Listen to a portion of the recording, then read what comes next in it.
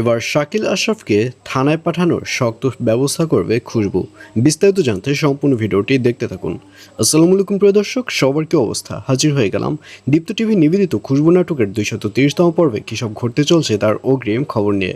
Alright, এই পর্বটি আরও বেশি ইন্টারেস্টিং হতে চলছে, কারণ ফাইনালি খুশবুকে দেখা যাবে সে সেই পুলিশ অফিসারের সাথে দেখা করবে এবং পুলিশ অফিসারের কাছে জানতে চাইবে যে খুশবুর যে শাশুড়ি রয়েছে তারা কি অন্যায় করেছে। তখন পুলিশ অফিসার বলবে যে তাদের কোনো অন্যায় এখন পর্যন্ত খুঁজে পাওয়া যায়নি। তখন খুশবু বলবে, তাহলে একটু অপেক্ষা করুন, আমার কাছে শক্ত প্রমাণ আছে। শাকিল আশরাফ যে তিতলিকে মেরেছে এর শক্ত প্রমাণ আমার কাছে আছে। আমি খুব শীঘ্রই শাকিল আশরাফকে জেলে পাঠাবো।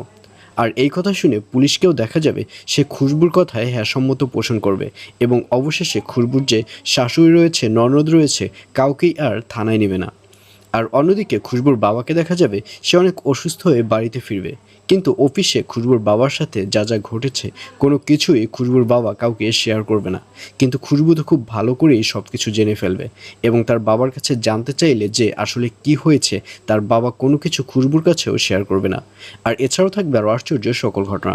সুতরাং সবাইকে খুশবু নাটকের 230তম পর্ব দেখার আমন্ত্রণ রইল।